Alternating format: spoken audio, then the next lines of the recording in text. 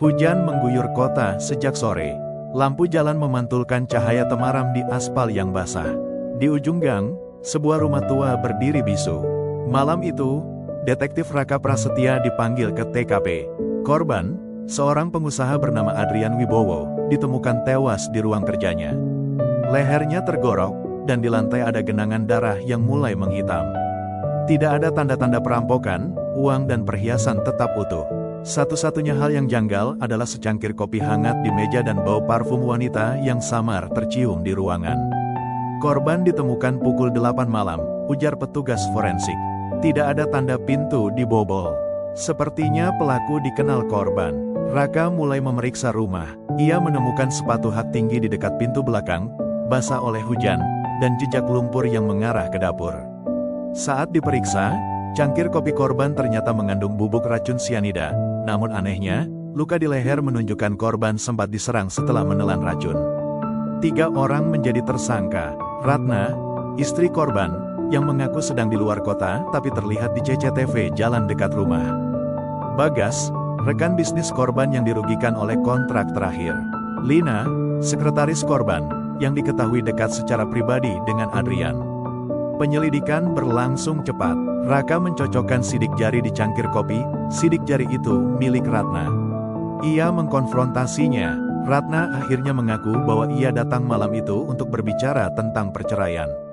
Ia memang menaruh racun di kopi, tapi ia bersumpah tidak menggorok leher suaminya. Raka mulai curiga, jika racun sudah mematikan, kenapa ada luka gorok?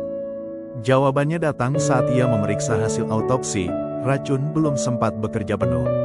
Artinya, setelah meminum kopi, Adrian masih hidup dan sempat bertengkar dengan pelaku kedua. Bukti terakhir datang dari potongan kain basah yang tersangkut di pagar belakang rumah. Itu adalah kain jas milik Bagas. Saat diinterogasi, Bagas mengaku masuk lewat pintu belakang, ingin menakut-nakuti Adrian agar membatalkan kontrak. Namun, saat masuk, ia melihat Adrian lemas di kursi. Panik dan marah, ia menggorok lehernya, lalu kabur. Kasus pun selesai. Ironisnya, korban dibunuh oleh 2 orang dalam malam yang sama, satu dengan racun, satu dengan pisau. Raka menutup map kasus dengan perasaan berat. Di luar, hujan belum berhenti. Kalau mau, aku bisa buat versi plot twist lebih gelap, di mana pelakunya ternyata bukan salah satu dari 3 tersangka, tapi orang yang selama ini dianggap saksi. Itu akan membuat akhir ceritanya lebih mengejutkan. Anda bilang, lanjut. ChatGPT bilang, baik, kita lanjutkan cerita ini dengan plot twist yang lebih gelap dan mengejutkan. Lanjutan, jejak darah di rumah tua.